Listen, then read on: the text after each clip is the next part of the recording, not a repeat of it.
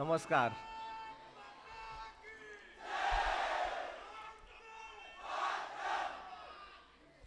मी नमस्कार म्हटलं, फक्त मुलींचाच मला रिप्लाय आला नमस्कार. येस, आत्ता जागे झाले वरचे. ठीक आहे. आजच्या आदित्य शिक्षण संस्थेमार्फत आयोजित केलेल्या या सोशल ॲन्युअल गॅदरिंगसाठी उपस्थित सन्माननीय व्यासपीठ, सर्व प्राध्यापक वृंद आणि समोर बसलेले सर्व तरुण आणि तरुणींनो, मला आज या गॅदरिंगच्या प्रोग्रामला आल्यानंतर माझं कॉलेज लाईफ आठवलं की ज्यावेळेस गॅदरिंगच्या वेळेस मी त्यावेळेस GS होतो. आता तो प्रकार बंद झाला आहे असं सांगण्यात आलं. तर त्या प्रकारामध्ये बऱ्याच गोड आठवणी आहेत, अजूनही पण राहून गेलेल्या खूपशा गोष्टी मनामध्ये असलेल्या. तर याच्यामध्ये निश्चितपणानं आपल्याकडे जर पाहिलं तर या तरुणाईची ऊर्जा काय असते, ते तरुणाईची ऊर्जा या हॉलमध्ये पाहायला मिळते.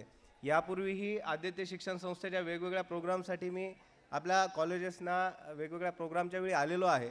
आजचा जो उत्सव बघतो याच्यामध्ये खरंच की जी ऊर्जा असते ते ऊर्जा किती चांगल्या पद्धतीनं आपल्याला या ठिकाणी पाहायला मिळते. सगळेजण एकत्रित आले.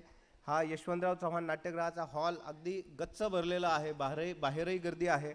अगदी आम्हाला पोलीस बंदोबस्त द्यावा लागला आहे, एवढी आवश्यकता पडली. निश्चित आता याच्यामध्ये आपली जबाबदारी थोडी वाढलेली आहे. ज्यावेळेस आपण खूप छोटे असतो त्यावेळेस आपली जबाबदारी कमी असते. आपण जसं मोठं होणार तशी आपली जबाबदारी वाढणार. की आपण जर विचार केला आंब्याचं झाड मोठं आहे त्याला निश्चितपणाने जास्त वारा लागणार आहे, कुठलं तरी रोपटं असेल त्याला कमी वारा लागणार आहे. आता तुम्ही मोठ्या स्वरूपात आले, तुमची जबाबदारी वाढते. ज्यावेळेस सांगतो, पूर्वी मी शिक्षक होतो, शैक्षणिक मानसशास्त्राचा अभ्यास केला की त्याच्यामध्ये अपेक्षित वर्तन बदल घडवण्याची प्रक्रिया म्हणजे शिक्षण. ह्याच्यात तुमच्यामध्ये कोणी इंजिनिअरिंगला आलेलं आहे, इंजिनिअरिंग रिलेटेड नॉलेज तुम्ही मिळवणं, प्रॅक्टिस करणं, ह्याच्यातनं ते साध्य व्हायला पाहिजे. डेंटल कॉलेजला आहे तर तुम्हाला दंतशास्त्र काय आहे, त्याच्यातले टेक्निक्स काय आहेत, कशा पद्धतीनं आजारी व्यक्तीला ते बरं केलं पाहिजे ते शिकलं पाहिजे. ॲग्रिकल्चरल कॉलेज आहे. प्रत्येकामध्ये अपेक्षित वर्तन बदल घडण्यासाठीचं शैक्षणिक शास्त्र मी हे सुरुवातीच्या टप्प्यात शिकलो. 5-6 वर्ष शिक्षक म्हणून नोकरी झाली. वेगवेगळे प्रोग्राम आयोजित केले. त्याच्यानंतर MPSC मार्फत MPSCची एक्झाम दिली. Prelims, mains, interview. पहिल्याच प्रयत्नात सिलेक्ट झालो. महाराष्ट्रात MPSCला त्यावेळी महाराष्ट्रात माझी 4थी रँक होती. DYSP हे पद माझं पाहिजे होतं ते मिळालं. तर जे अगोदर मी शैक्षणिक मानसशास्त्राचा अभ्यास केला होता आणि ज्यावेळेस DYSP झालो त्यावेळेस गुन्हेगारी मानसशास्त्राचा अभ्यास केला की त्यावेळी मग लक्षात आलं की जे शैक्षणिक मानसशास्त्र तुमच्यात अपेक्षित वर्तन बदल व्हायला पाहिजेत ह्या अपेक्षेने शिक्षण प्रक्रिया राबवली जाते आणि ते अपेक्षित वर्तन बदल झाले नाही आणि तुम्ही काही उद्योग केला तर मग पुन्हा गुन्हेगारी मानसशास्त्र तेच आमच्याकडे परत येऊन जातात. की असे काही अनुभव आहेत की त्याच्यामध्ये मला निश्चितपणाने ह्या तरुणाईला हेच सांगावंसं वाटतं, आपल्यामध्ये जी ऊर्जा आहे ती ऊर्जा कन्स्ट्रक्टिव्ह दिशेनं, योग्य दिशेनं जाणं गरजेचं आहे. की याच्यात कुठं चुका झाल्या की आदित्य इंजिनिअरिंग कॉलेजचा कॅम्पस मोठा आहे, डेंटल कॉलेजचा कॅम्पस खूप मोठा आहे. आमचं एक छेडछाड विरोधी पथक आहे. आपल्याला मी आवर्जून सांगतो, सगळ्यांना माहिती असेल की पोलिसांना संपर्क करायचा आहे तर किती नंबरवर कॉल करत असता आपण? मुलींना माहिती नाही का? 100 नंबर. येस.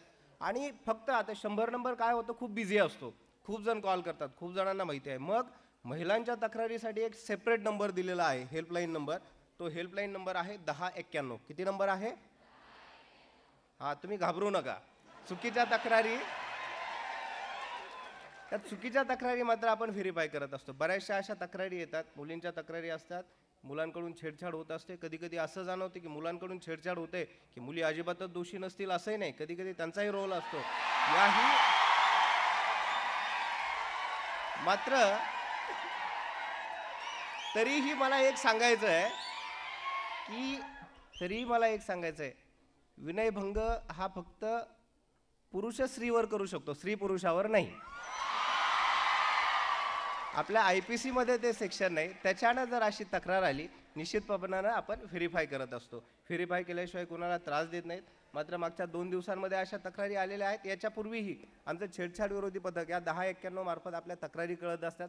100 नंबर मार्फत की दादागिरीसारखा विषय असेल, टगेगिरी करणारे असतील, की आमचा नेहमीचा अनुभव आहे. बाहेर खूप दादागिरीत एकदम वरचं बटन सोडून अगदी बाया फोल्ड करून आलेला माणूस कॉलेजच्या मुलांवर इकडे तिकडे दादागिरी करणारा ज्यावेळेस आमच्या पोलीस स्टेशनला येतो अगदी देवासारखा वागायला लागतो.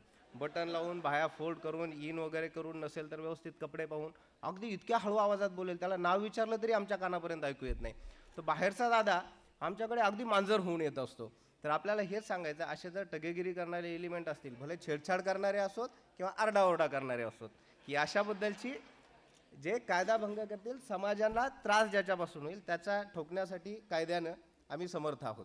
की कुठल्याही वेळी असा काही प्रकार घडला तर आम्ही आपल्या मदतीसाठी सदैव सज्ज असू. ह्याच्यात मला हेच सांगायचं की वेगवेगळ्या वेळी आपण वेगवेगळे अनुभव विचारतो, की आत्ता त्यांनी जे फाशीच्या शिक्षेबद्दलचं सांगितलं की खरंच भयंकर गुन्हा होता. आई आणि मुलीवरती बलात्कार होतोय, घरामध्ये डेड बॉडी त्यांच्या पडलेल्या आहेत. अशा गंभीर प्रसंगामध्ये जे आरोपी काय फार वेगळे कुठले नव्हते, गावातलीच तरुण मुलं होते, 20-21 वयाचे 2 मुलं होते. दोनही आरोपींना फाशीच्या शिक्षेपर्यंत पोचवलं. हे जरी यश असलं तरी त्यावेळेस मनात एक शल्य आहे की ह्याच मुलांवर चांगले संस्कार झाले असते, ते संस्कार आईवडिलांनी केले असते, शिक्षकांनी केले असते, समाजानं केले असते, तर निश्चितपणानं ती तरुण मुलं ज्यांचं आयुष्य बाकी आहे, अजून लग्न झालेलं नाही, कुठं नोकरी करत नाहीत, कुठंतरी शिकलेले आहे, त्याच्यात अजून त्यांना तरुणाईला आणि जीवन बघायचं आहे, त्याच्या अगोदर ते फाशीच्या तख्त्यावर जातात, ही फार अभिमानाची बाब निश्चितपणानंच नाही. कुठंतरी आपल्या यंत्रणेचं हे फेल्युअर आहे. ती यंत्रणा म्हणजे घरापासूनची. शिक्षण काय फक्त शाळेत होईल, कॉलेजेसमध्ये होईल असं नक्कीच नाही. हे संपूर्ण समाजातून, घरापासून होत असतं, मित्रांपासून होत असतं. आता तर नवीन जे वाढलेलं आहे सोशल मीडिया.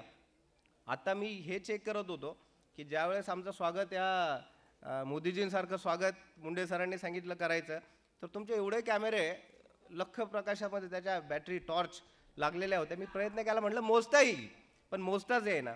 आता कोणकोणत्या मोबाईलला ज्या टॉर्च आहेत, म्हणजे तुम्ही मल्टीमीडिया मोबाईल्स वापरताय, याच्यात संस्कार करणारे शाळा, घर आणि समाज ह्या फक्त राहिला नाही, तर सोशल मीडिया हाही समाजावर, तुमच्यावर संस्कार करणारा, शिकवणारा एक घटक, महत्त्वाचा घटक निर्माण झाला आहे की ज्याच्यावरती कंट्रोल कमी आहे. जर व्हॉट्सअप आपण वापरताय, व्हॉट्सअपला आलेली एखादी बातमी असेल, एखादी माहिती असेल, एखादा फोटो असेल, एखादी व्हिडिओ क्लिप असेल, त्यात व्हेरीफाय कुठंच होत नाही. बऱ्याचदा आपण ते बघतो, त्याच्यात गुंतत जातो, त्याच्यावर विश्वास ठेवतो. ज्या गोष्टी अट्रॅक्शन निर्माण करणाऱ्या असतात त्याच्यात आपण त्याच्या कॉन्सिक्वेन्सेस काय होतील, परिणाम काय होतील, त्याचा विचार करत नाही आणि तरुणाई कुठंतरी भरकटली जाते. की ह्या गोष्टी होऊ नयेत याच्यासाठी निश्चितपणानं कॉलेजेसमधनं आपल्या प्राचार्यांना, आपल्या प्राध्यापकांची जबाबदारी आहे. विद्यार्थ्यांना योग्य वेळी गायडन्स करणं. जर ते चुका करतायत, की जिथपर्यंत आपण त्या चुका सांभाळू शकू तिथपर्यंत त्यांना समजून सांगितलं पाहिजे.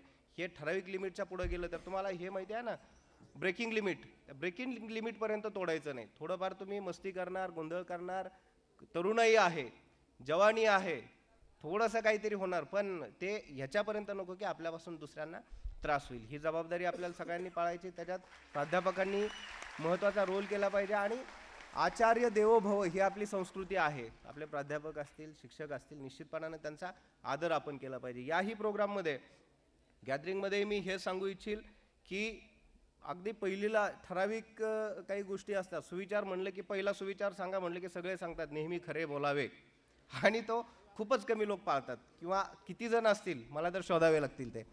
दुसरा परत आपण त्या शाळेच्या भिंतीवरती लिहिलेला नेहमीचा एक सुविचार असतो, तो म्हणजे हसा खेळा पण शिस्त पाळा. या कार्यक्रमानिमित्त मी फार मोठ्या गोष्टी तर सांगणार नाही, मात्र एवढंच सांगेल की हसा खेळा पण शिस्त पाळा, नाहीतर आमचे पोलीस आहेत, युनिफॉर्ममध्ये पण आहेत आणि सिव्हिल ड्रेसमध्ये पण मी पाठवतो, बाहेर याच्यामध्ये राहतील. आपण सगळ्यांनी एन्जॉय करा आणि याच्यात तुमच्यातले जे कलागुण आहेत ते कलागुण चांगल्या पद्धतीनं दाखवता येऊ द्यात. तरुण असतील, तरुणी असतील, विद्यालयाचे विद्यार्थी असतील, विद्यार्थिनी असतील, त्यांनी चांगल्या पद्धतीने या ठिकाणी परफॉर्मन्स दाखवावे. आपल्यातून बीड जिल्ह्यासाठी, शैक्षणिक संस्थेसाठी, आपल्या कुटुंबासाठी, सगळ्यांसाठी आवश्यकता आहे चांगल्या चांगल्या गोष्टी पुढं आल्या पाहिजेत. मी याच्यापूर्वी बाळापूरला DYSP म्हणून अकोला जिल्ह्यामध्ये काम करत होतो. त्यावेळेस माझ्या मिसेसचा दात दुखत होता. ते दात दुखत होता म्हणून मग ते तर कंपल्सरी झालं. अगदी ड्युटीवरून लवकर घरी या, घरून आदेश आला, होम मिनिस्टरचा आदेश. तर घरी आलो ना, आल्यावर मग विचारलं आता कुठं जायचं, चांगल्या दवाखान्यात जायचं, तर त्यांनी मला नाव सांगितलं होतं डॉक्टर अमित हेडा. हे 3 पिढ्यांचे डेंटिस्ट आहेत. त्यांचे आजोबा, त्यांचे वडील, ते स्वतः आणि त्यांची पत्नी सगळे डॉक्टर्स आहेत. अकोल्यामध्ये मोठं हॉस्पिटल आहे, कदाचित अकोला जिल्ह्यातलं ते सर्वात मोठं डेंटल क्लिनिक असेल त्याच्यातलं. तर त्याच्यात गेलो, त्यावेळेस विषय झाला आणि त्याच वेळेस माझ्या ट्रान्सफर ऑर्डर्स आलेल्या होत्या. माझी ट्रान्सफर बीडला झालेली होती, DYSP बीड म्हणून.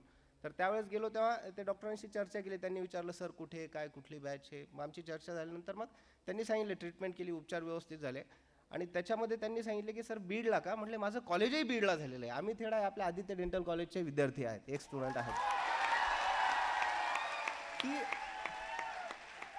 आपल्या शैक्षणिक संस्थेकडून ह्याच अपेक्षा आहेत. म्हणजे ज्यावेळेस आपण बाहेर जाल की आपल्या कामानं, आपल्या कर्तृत्वानं ही नावं पुढे येतील. याच्यासाठी सर्वांनी दक्षता घेणं, तुम्हाला सर्वांना येणाऱ्या या प्रोग्रामसाठी शुभेच्छा. या प्रोग्राम व्यतिरिक्त याच्यानंतर तुमच्या करिअरसाठी खूप खूप शुभेच्छा देतो. प्रशासनामध्ये यायचं असेल तर MPSC UPSC तुमचं स्वागत करते. चांगल्या अधिकाऱ्यांची फळी निर्माण व्हायला पाहिजे. निश्चितपणानं आपल्यामध्ये जी ऊर्जा आहे, मला नक्की वाटतं की बाकी डिपार्टमेंटपेक्षा पोलीस डिपार्टमेंटमध्ये तर ऊर्जा वापरायला खूप चांगली संधी आहे. खूप चांगलं काम करता येतं की ही आपण निश्चितपणानं चांगली आपली सिस्टम डेव्हलप करण्यासाठी खूप चांगले आदर्श प्रशासनाची फळी निर्माण करण्यासाठी सगळ्यांनी चांगला अभ्यास करावा, प्रामाणिकपणे अभ्यास करावा. MPSC UPSC कॉम्पिटिटिव्ह एक्झाम्स द्याव्यात. त्या सर्व क्षेत्रामध्ये येऊन चांगला अभ्यास करून अधिकारी म्हणून चांगल्या पदावर बसावं. किंबहुना जर अधिकारी होऊन नाही येता आलं तर चांगले डॉक्टर व्हा, चांगले इंजिनियर्स व्हा, कृषी क्षेत्रामध्ये चांगलं काम करा. सर्वांना मनपूर्वक शुभेच्छा देतो. आदित्य शैक्षणिक संस्थेच्या वतीने या ठिकाणी मला बोलावलं त्याबद्दल संयोजकांचे मी मनपूर्वक आभार मानतो आणि थांबतो. धन्यवाद. जय हिंद.